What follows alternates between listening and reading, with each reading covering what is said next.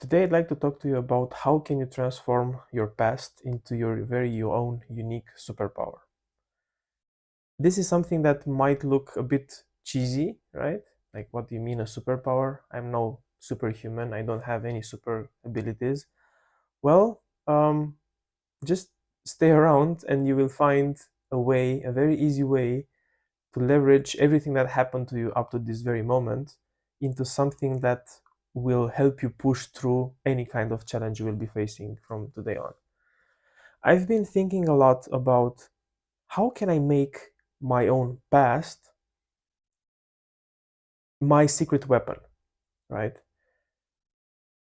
And I have to do it like that because what happened to me, if I just look at it from a negative point of view, it is not really enabling. It is not helping me pursue the next thing, reach the next goal. It will just feel like limiting. It will feel like lost time. It will feel like something that I should have rather avoided. But of course, because it already happened, I cannot avoid it anymore.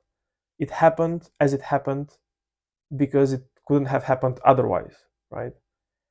It happened in a way that I now have to choose to see as empowering.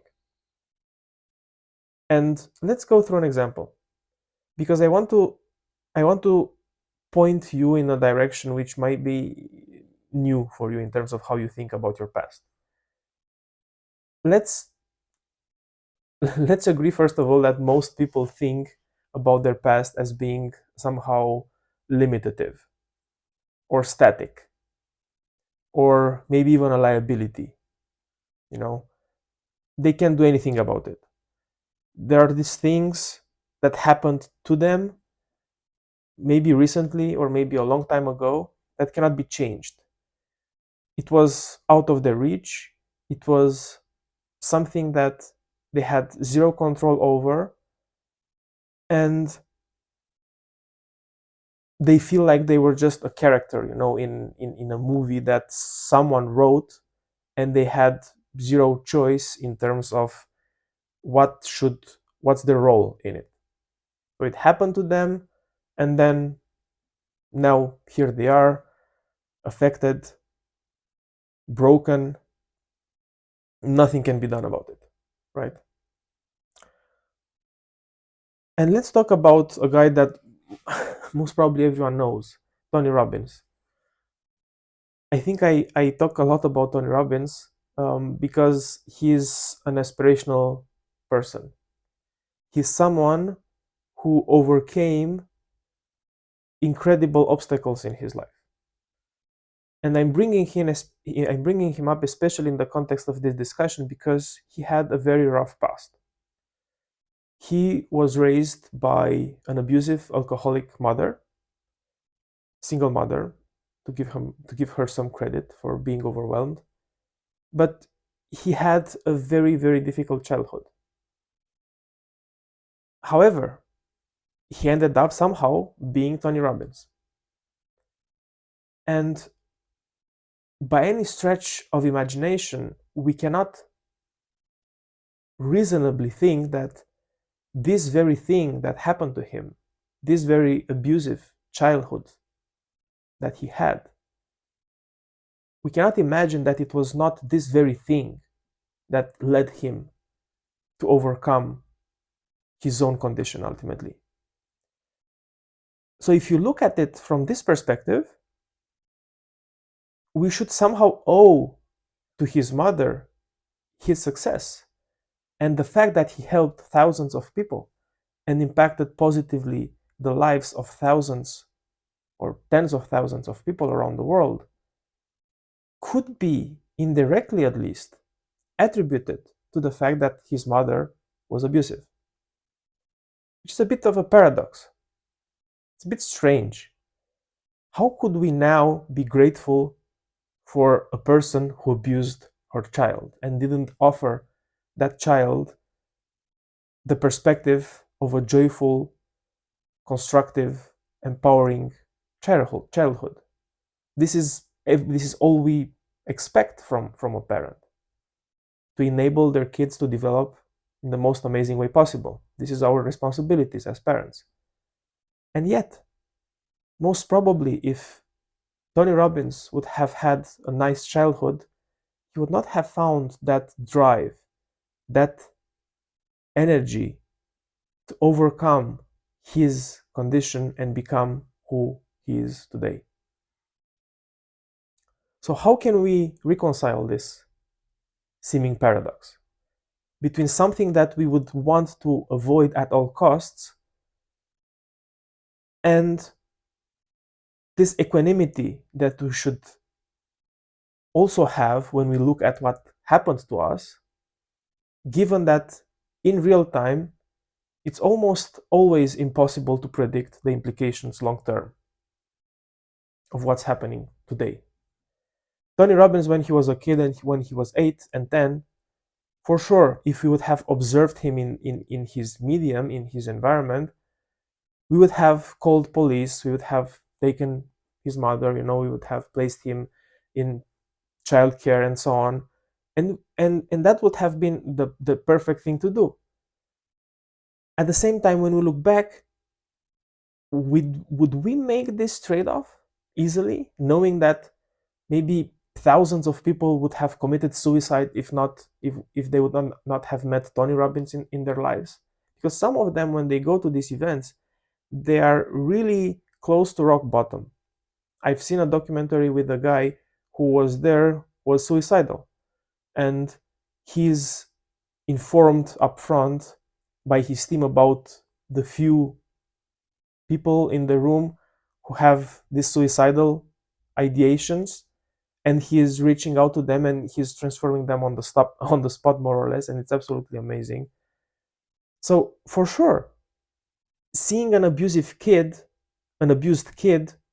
it's not something that we can take lightly, and we should, of course, take some action.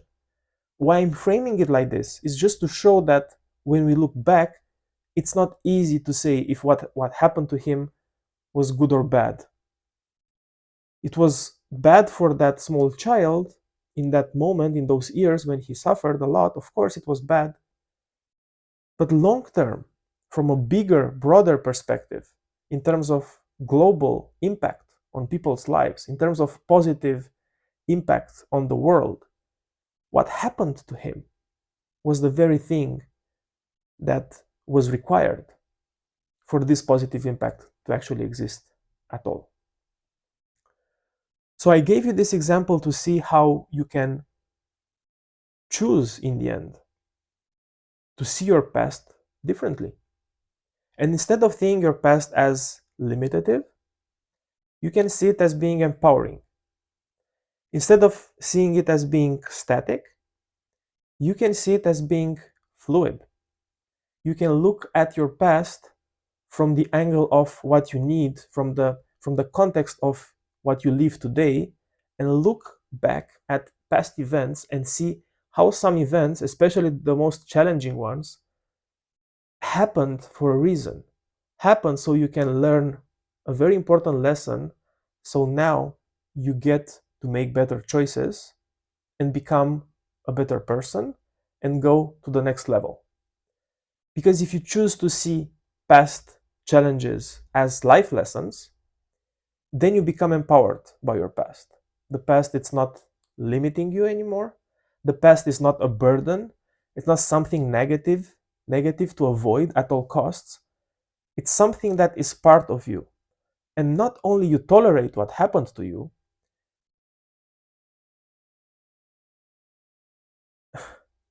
you are grateful for it. You are grateful for it. And you honor it. And you are thankful for being challenged in the first place. Because you know that nothing is for no reason.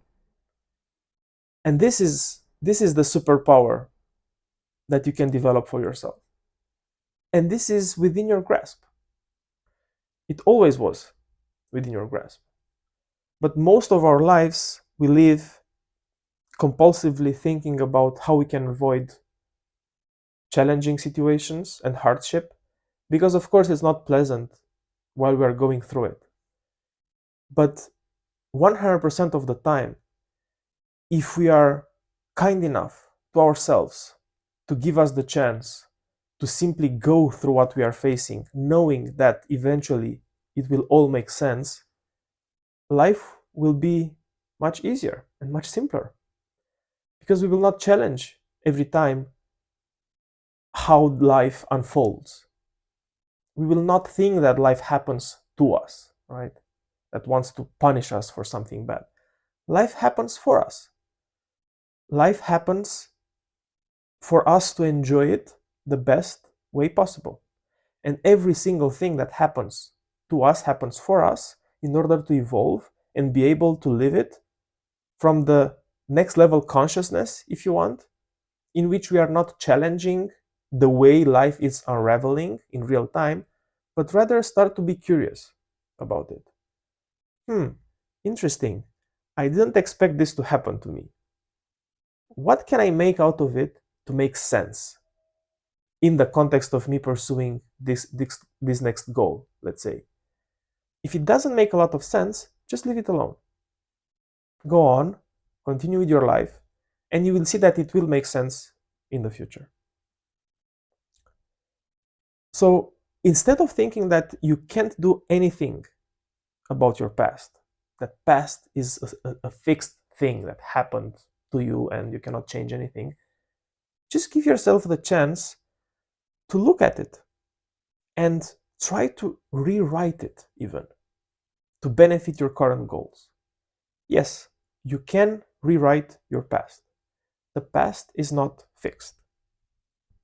Past is just a collection of stories, of aggregated stories with a certain emotional footprint that you associate with them that makes sense for you, right? Certain events happened how they happened. And for different people who witnessed the same event, you might have different stances. You might have different opinions about what happened. Some people might find an event joyful and exciting if they are extroverts, for example. Some other people might find it tiring and overwhelming and exhausting for introverts who maybe have a bad day or have a flu. You don't know. The thing is that nothing happens in a way which is objective. Everything happens in a way which is subjectively interpreted by our minds based on our cultural upbringing, based on our values, based on our preferences in that day, based on our expectations, and everything else. But these things are also fluid. Our thoughts, our emotions, our beliefs, who we think we are, they also evolve. And as they evolve, our past also evolves with them. And a very nice example also to give here in this macro space, in this a macro example about the past is that, each generation writes its own history anew. This is something that I learned from a historian, a Romanian historian that I loved called Neagu Juvara. And he was very kind and compassionate when looking at people talking about past events, historical events. Because, of course, first of all, the history is always written from the perspective of the victor. We always see the perspectives of those who won the battle, who won the war. We never see the perspective of those who lost because, of course, no one cared.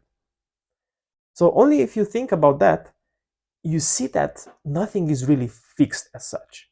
Events happened, yes. Someone killed another person, yes. But what that meant, was it good that that person died and the other not? Was it bad? If the other party would have won the battle, of course that would have been a tragic event, and those would have been the assassins and the other way around. So history is really made up of a bunch of narratives that are always reinterpreted through the lens of contemporary values and perspectives, right? It's a collective viewpoint. It's the mind of the victor as a collective entity. It's simply a viewpoint. And this viewpoint, it's just a narrative that the mind creates for itself to give a certain meaning, to make sense of what happened. Because if we can't make sense of what happens, we are becoming confused and threatened. We don't know why what happened in a certain way. So we have to attach a certain meaning and a certain narrative. But again, this is the very key for creating the kind of narratives that are empowering instead of limitative and debilitating. We are the ones who can choose what kind of narratives we want to create in our lives. We are the ones who tell the story of our own past. And our past is not something that should limit us. Our past should be seen by everyone as a unique superpower that no one else has.